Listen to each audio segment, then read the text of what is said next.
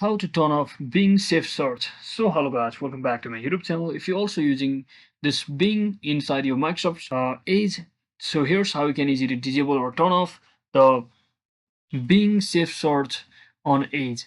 So let's get started. So as you can see, whenever I search in for anything under the Edge, it will officially search in with the search engine called Microsoft Bing. Once you're searching for anything, just tap on this navigation bar over here and you should find this hamburger icon and just click on it. Here you can see there's an option called Safe Search. So currently it's on moderate. So just tap on this, and when it's on moderate, it basically filter adult images and videos but not text from your search results. So when it's turned off, you can simply turn this off by simply tapping on this over here. And when it's turned off, it will not filter any adult content from your search results.